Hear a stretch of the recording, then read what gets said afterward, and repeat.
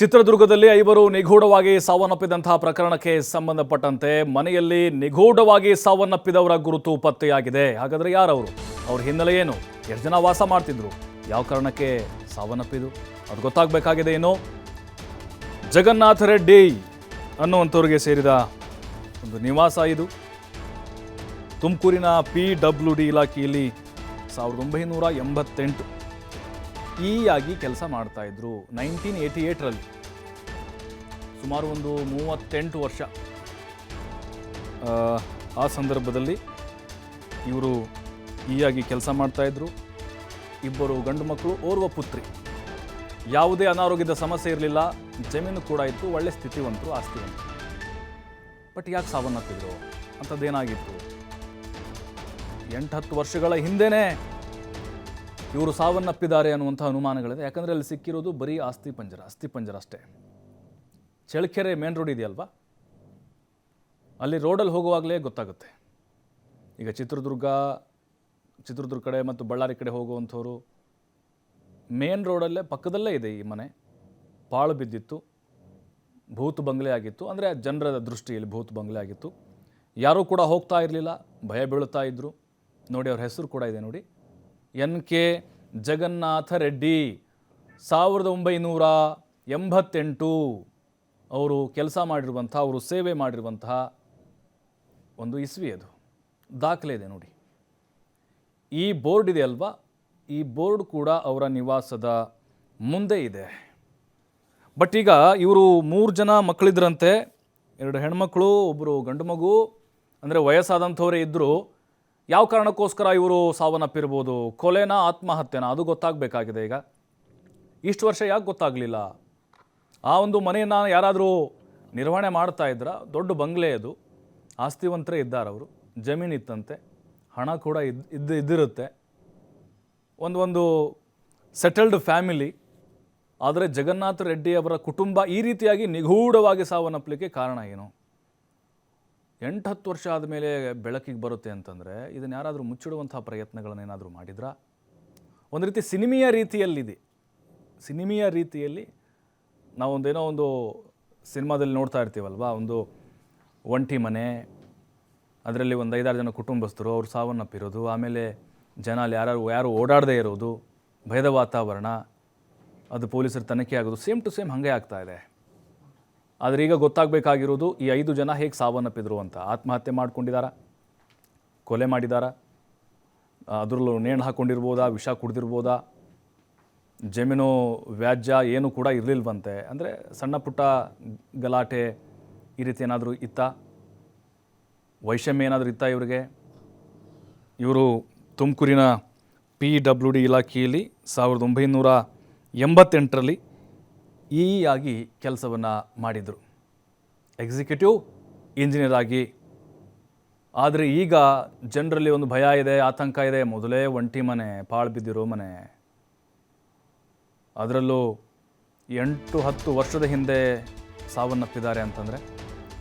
ಚಿತ್ರದುರ್ಗದ ಮನೆಯಲ್ಲಿ ನಿಗೂಢ ಅಸ್ಥಿಪಂಜರ ಪತ್ತೆ ಪ್ರಕರಣಕ್ಕೆ ಸಂಬಂಧಪಟ್ಟಂತೆ ಪವನ್ ಕುಮಾರ್ ಎಂಬುವರಿಂದ ಬಡಾವಣೆ ಠಾಣೆಗೆ ದೂರು ದಾಖಲಾಗಿದೆ. ಸಂಬಂಧಿ ಜಗನ್ನಾಥ ರೆಡ್ಡಿ ಮತ್ತು ಕುಟುಂಬ ಅಲ್ಲಿ ವಾಸ ಆಗಿದ್ದರು. ಜಗನ್ನಾಥ ರೆಡ್ಡಿ ಪತ್ನಿ ಪ್ರೇಮಕ್ಕ, ಪುತ್ರಿ ತ್ರಿವೇಣಿ, ಪುತ್ರ ಕೃಷ್ಣರೆಡ್ಡಿ, ನರೇಂದ್ರ ರೆಡ್ಡಿ, 5 ಜನ, 2 ಗಂಡು ಮಕ್ಕಳು, ಓರ್ವ ಹೆಣ್ಮಗಳು. ಕೆಲ ವರ್ಷಗಳಿಂದ ಜಗನ್ನಾಥ ರೆಡ್ಡಿ ಮತ್ತು ಕುಟುಂಬದವರು ಕಂಡಿಲ್ಲ.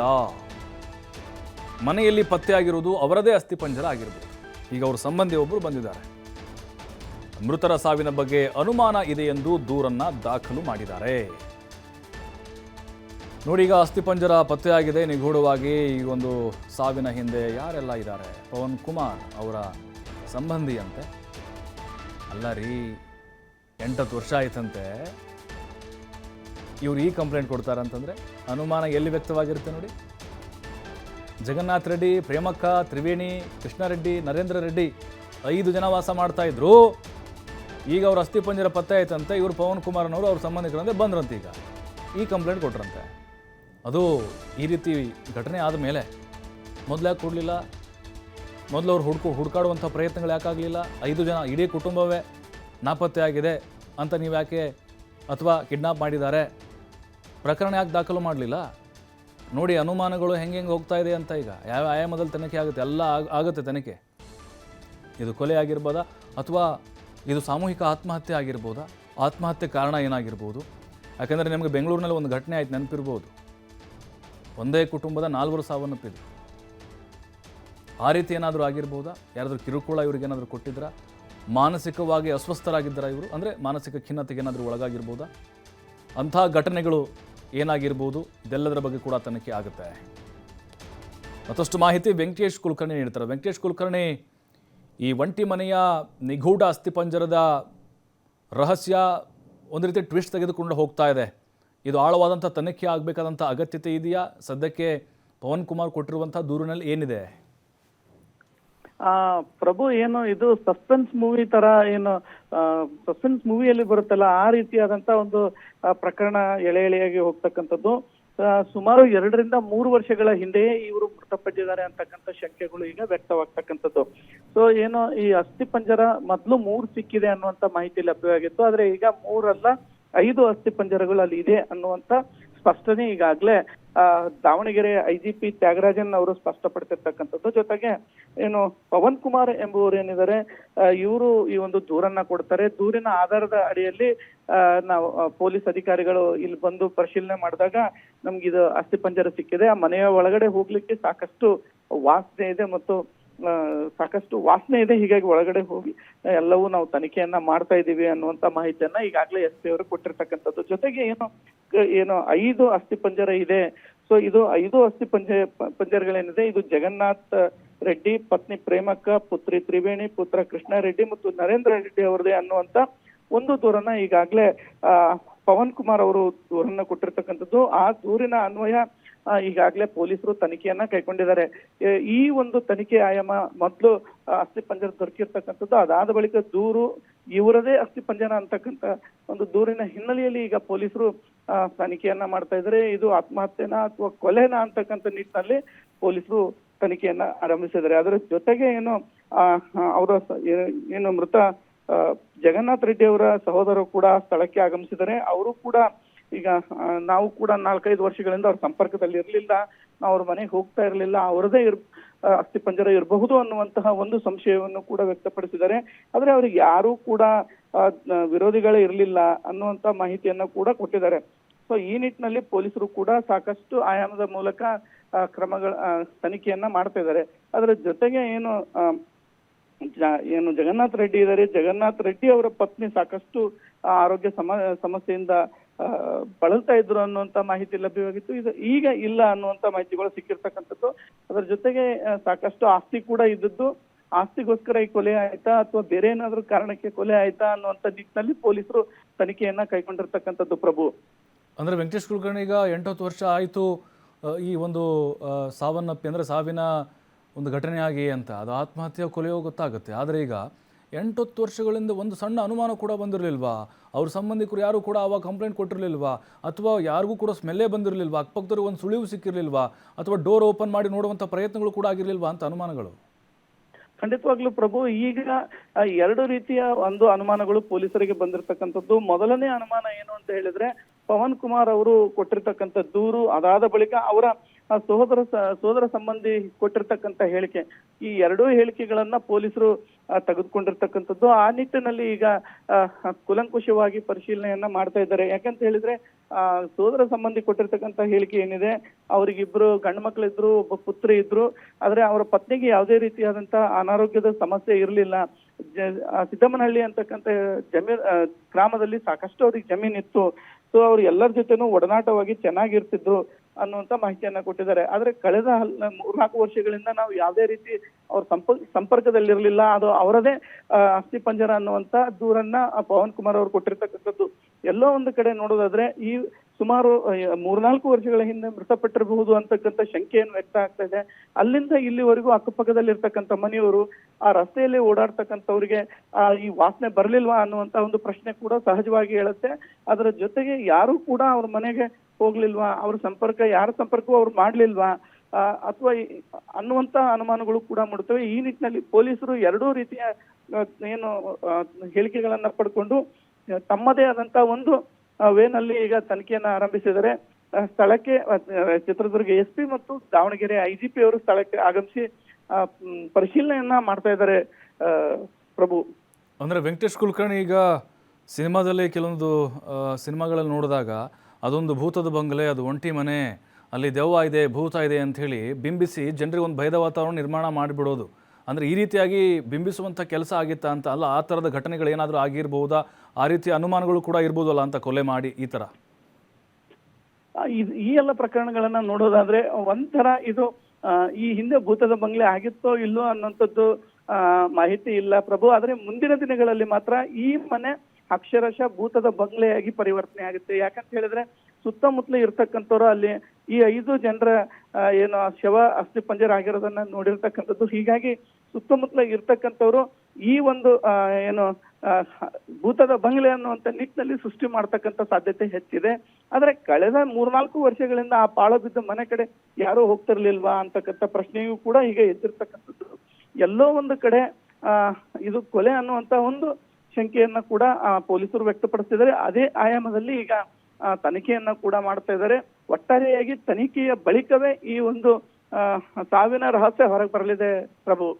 ಥ್ಯಾಂಕ್ ಯು ಕುಲಕರ್ಣಿ ಮಾಹಿತಿಗಾಗಿ. ನೋಡಿ, 5 ಅಸ್ಥಿ ಪಂಜರ ಪತ್ತೆ ಆಗಿದೆ. ಒಂದು ಸಿನಿಮೀಯ ರೀತಿಯಲ್ಲಿ ಒಂದು ಸಸ್ಪೆನ್ಸ್, ರಹಸ್ಯ ಏನಾಗಿರ್ಬೋದು ಅನ್ನುವಂತಹ ಕುತೂಹಲ ಜಾಸ್ತಿ ಆಗ್ತಾ ಇದೆ. ಯಾರಿಗೂ ಕೂಡ ಅನುಮಾನ ಬಂದಿರಲಿಲ್ವಾ ಅಲ್ರಿ, ಅದು ಸೂಸೈಡೋ ಕೊಲೆನೋ ಅದು ಸೆಕೆಂಡ್ರಿ, ಅಲ್ಲಿ ವಾಸನೆ ಕೂಡ ಬಂದಿರಲಿಲ್ವಾ, ಅಕ್ಕಪಕ್ಕದ ಮನೆ ಇದ್ದಾವೆ, ನಾವು ನೋಡಿದ್ವಿ, ಇಲ್ಲಿ ಯಾರಿಗೂ ಗೊತ್ತಾಗಲಿಲ್ವಾ, ಇಲ್ಲಪ್ಪ ಇಲ್ಲಿ ಜಗನ್ನಾಥ ರೆಡ್ಡಿ ಅಂತ ಇದ್ದರು, ಅವ್ರು ಕಾಣಿಸ್ತಿಲ್ಲ, ಹೊರಗಡೆ ಇಲ್ಲ, ಊರಿಗೆ ಹೋಗಿದ್ದಾರಾ, ಎಲ್ಲಿ ಹೋಗಿದ್ದಾರೆ, ಏನು ವಾಪಸ್ ಬರೋದೇ ಅಲ್ವಾ, ಎಲ್ಲೇ ಹೋದರು, ಆ ಡೋರ್ ಓಪನ್ ಮಾಡುವಂಥ ಪ್ರಯತ್ನಗಳೇ ಆಗಿಲ್ವಾ, ಅಥವಾ ಅದನ್ನು ಭೂತದ ಬಂಗಲೆ ಇನ್ನೊಂದೇನೋ ರೀತಿಯಾಗಿ ಬಿಂಬಿಸುವಂಥ ಪ್ರಯತ್ನಗಳಾಯ್ತಾ?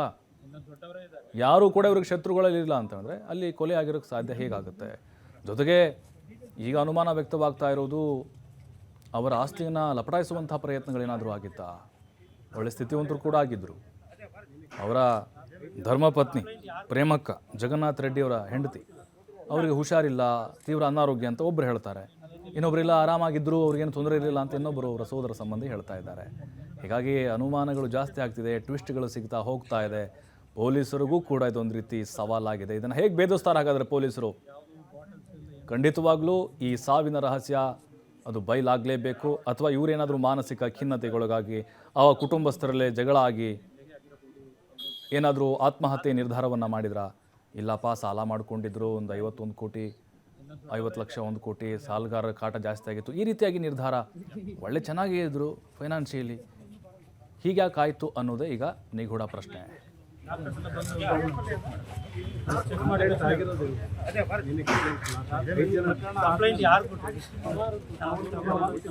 ಇಲ್ಲ, ಅದು ಡೀಟೇಲ್ ನಾವು ನಿಮ್ಗೆ ಕಳಿಸ್ತೀವಿ. ಬಟ್ ಆದರೂ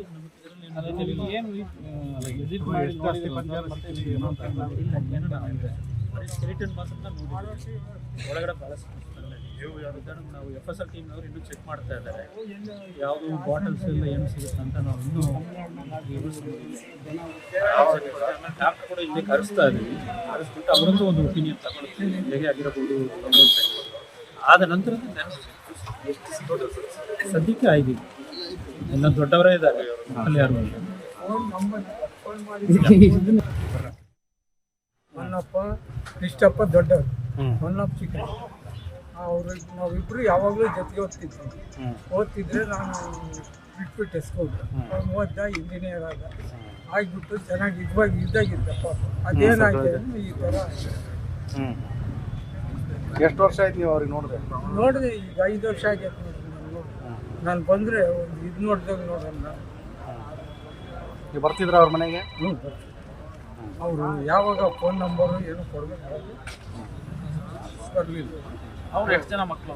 ಒಬ್ಬನೇ ಗಂಡು ಮಗ, 4 ಜನ ಹೆಣ್ಮಕ್ಳು ತೀರೋರಿಗೆ. ಒಬ್ಬ ಮಕ್ಕಳು ಬದುಕಿಲ್ಲ. ಅವ್ರಿಗೆ ಎಷ್ಟು ಜನ ಮಕ್ಕಳಿಲ್ಲ? ಅವರಿಗೆ 6 ಜನ ಇದ್ದರು, 4 ಜನ ಮಕ್ಕಳು ಅವರಿಗೆ.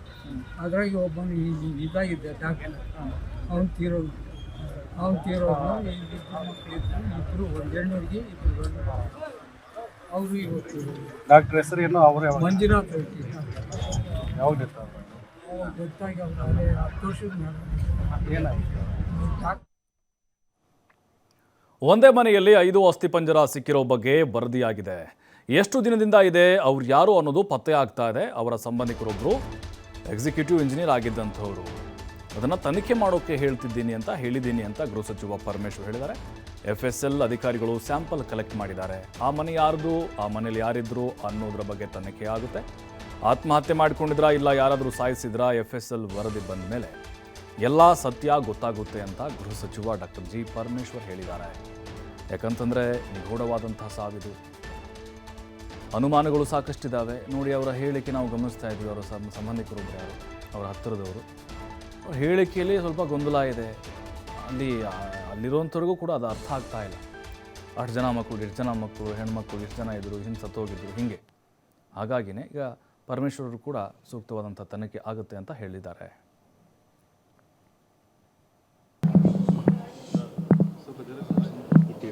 ಅದು ಒಂದೇ ಮನೆಯಲ್ಲಿ 5 ಅಸ್ಥಿಪಂಜರ ಸಿಕ್ಕಿದೆ ಅಂತೇಳಿ ವರದಿಯಾಗಿದೆ. ಅದರಲ್ಲಿ ಎಷ್ಟು ದಿವಸದಿಂದ ಇದೆ, ಯಾರವರು ಮತ್ತು ಅವರ ಸಂಬಂಧಿಕರೊಬ್ಬರು ಎಕ್ಸಿಕ್ಯೂಟಿವ್ ಇಂಜಿನಿಯರ್ ಆಗಿದ್ದಂಥವರು ಅವರ ಮನೆ ಅಂತ ಹೇಳ್ತಾ ಇದ್ದಾರೆ. ಅದನ್ನು ಇನ್ವೆಸ್ಟಿಗೇಷನ್ ಮಾಡೋದಕ್ಕೆ ಹೇಳಿದ್ದೇನೆ. ಈಗಾಗಲೇ ನಮ್ಮವರು ಪೊಲೀಸ್ನವರು ಕ್ರಮ ತಗೊಂಡಿದ್ದಾರೆ. ಅದನ್ನು ಇನ್ವೆಸ್ಟಿಗೇಟ್ ಮಾಡಿ FSLಗೆ ಫೊರೆನ್ಸಿಕ್ ಸೈನ್ಸ್ ಲ್ಯಾಬೊರೇಟ್ರಿಗೆ ಕಳಿಸಿ ಸ್ಯಾಂಪಲ್ಸ್ಗಳನ್ನೆಲ್ಲ ಕಳಿಸಿ ಅದರ ಏಜು ಮತ್ತೊಂದು ಎಲ್ಲ ಪರೀಕ್ಷೆ ಮಾಡ್ತೇವೆ. ಅದ್ರ ಜೊತೆಗೆ ಅದು ಯಾರದ್ದು ಮನೆ, ಯಾರು ಅವರು, ಅಲ್ಲಿ ಯಾರು ಇದ್ದರು ಆ ಮನೆಯಲ್ಲಿ ಅನ್ನೋದೆಲ್ಲ ಈಗ ನಮಗೆ ಮಾಹಿತಿಯನ್ನು ಕಲೆ ಹಾಕ್ತಾ ಇದ್ದಾರೆ. ಅದಾದಮೇಲೆ ಗೊತ್ತಾಗ್ತದೆ ಅವರೇ ಸುಸೈಡ್ ಮಾಡ್ಕೊಂಡಿದ್ರಾ ಆ ಮನೆಯಲ್ಲಿ, ಅಥವಾ ಯಾರಾದರೂ ಸಾಯಿಸಿದ್ರಾ, ಅಥವಾ ಏನಾಗಿದೆ ಅನ್ನೋದೇನು ಗೊತ್ತಿಲ್ಲ ನಮಗೆ. ಅದು ಇನ್ವೆಸ್ಟಿಗೇಷನ್ ಆದಮೇಲೆ, ಫೊರೆನ್ಸಿಕ್ ರಿಪೋರ್ಟ್ ಆದಮೇಲೆ ಗೊತ್ತಾಗುತ್ತೆ. ಅದೇ ನಾವು ಎಲ್ಲ ವಿಷಯ ಗೊತ್ತಾಗಬೇಕಲ್ಲ. ಇನ್ವೆಸ್ಟಿಗೇಷನ್ ಸಂಪೂರ್ಣವಾಗಿ ವಿಷಯಗಳು ಗೊತ್ತಾದ ಮೇಲೆ ನಾವೇನಾದರೂ ಒಂದು ಕನ್ಕ್ಲೂಷನಿಗೆ ಬರ್ಬೋದು. ಅದಕ್ಕೆ ಮುಂಚೆ ನಾವೇನು ಹೇಳೋಕ್ಕಾಗೋದಿಲ್ಲ. ಅದು ಒಂದೇ ಮನೆಯಲ್ಲಿ 5 ಅಸ್ಥಿಪಂಜರ